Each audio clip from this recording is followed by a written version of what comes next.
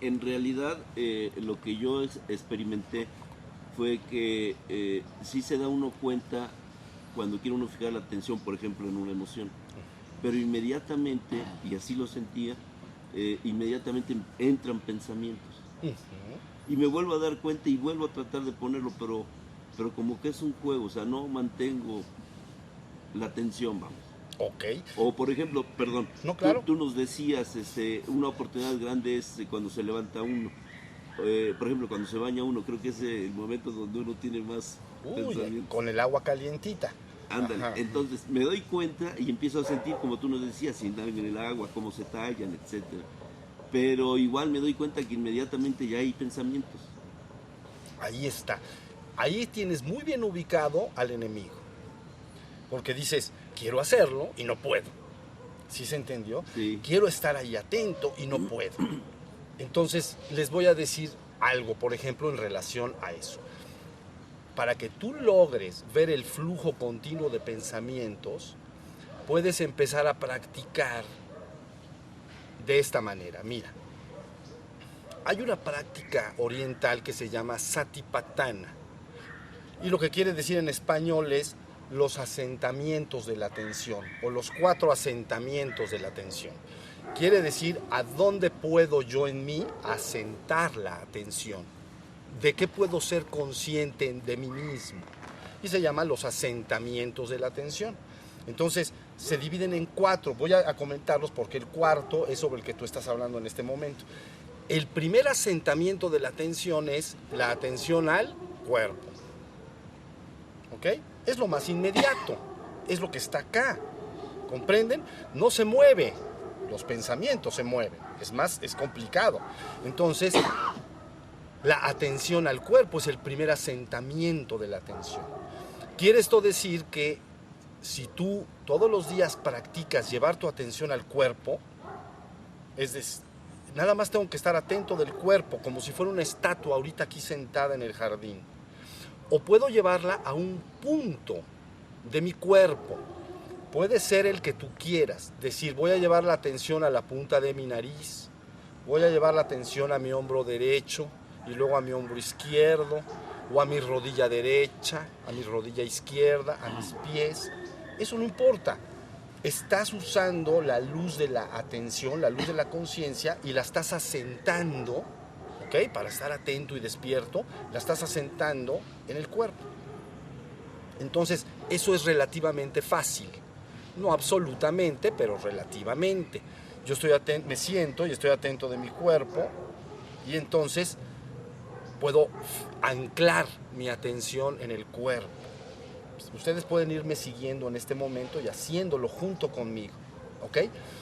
Luego se dice, bueno, ¿en qué otro lugar se puede asentar la atención? En mí mismo. Ah, bueno, puedes asentar la atención en tus sensaciones. Segundo asentamiento de la atención. Segundo lugar donde yo puedo anclar la atención. Entonces, las sensaciones corporales, acuérdense, son muy sencillas. Hay externas y hay internas. ¿Ok? Las externas, ¿cuáles son?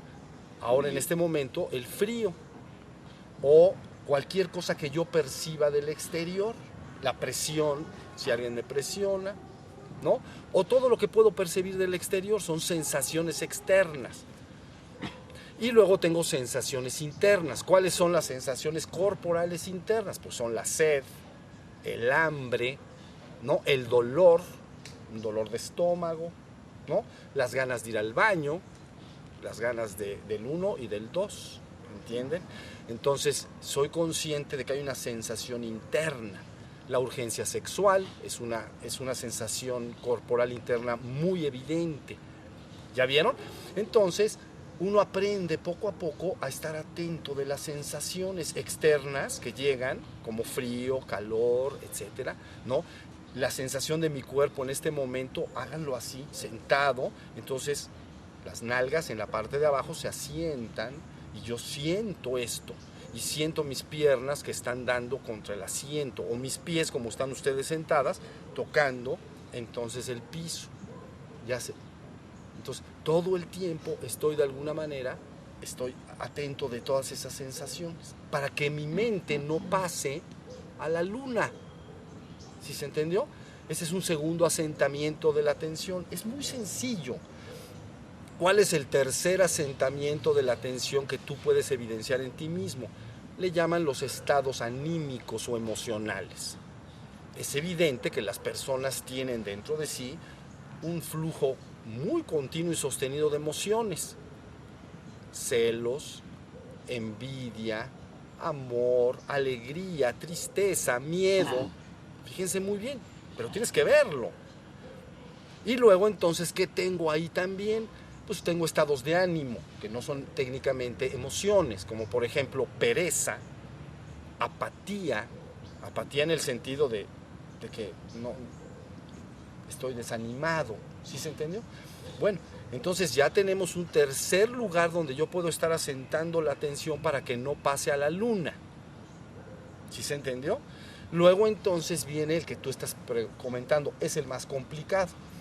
Cuando la persona tiene que haber desarrollado una capacidad de atención muy fuerte para poder estar alerta del flujo de pensamientos. Ese es complicado, porque empiezan a fluir los pensamientos, se ha dicho, como las hojas que fluyen en un río, ¿comprenden? Las hojas, unas hojitas de los árboles flotando en el río van pasando, esos son tus pensamientos. Entonces, la persona está atento de ello, tal y como me estás tú diciendo, y entonces en un momento dado estoy atento, pero luego ya no estoy atento de ello, ya están los pensamientos funcionando. Y si me descuido, me voy con los pensamientos. ¿Sí se entendió?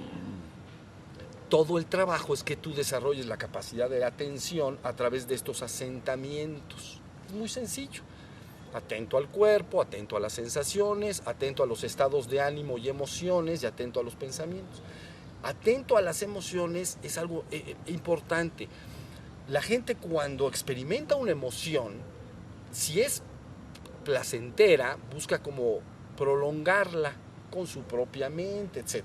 Si es desagradable, a veces busca quitarla, busca pensar en otra cosa, ¿sí? Evadirla. En esta práctica de no estar en la luna, sino estar atento del aquí y ahora, no tienes que hacer nada con ello. Nada más debes de dejar que la emoción aparezca, ¿no? Permanezca el tiempo que sea, supongamos miedo, ¿no? La gente experimenta mucho esa emoción. Entonces, miedo surge, lo puedo observar, puedo sentir y saber que está el miedo ahí y no hacer nada. Soy un testigo no partícipe. Soy un testigo que no participa de lo que percibo. Nada más sé que hay miedo en mí. ¿Comprenden?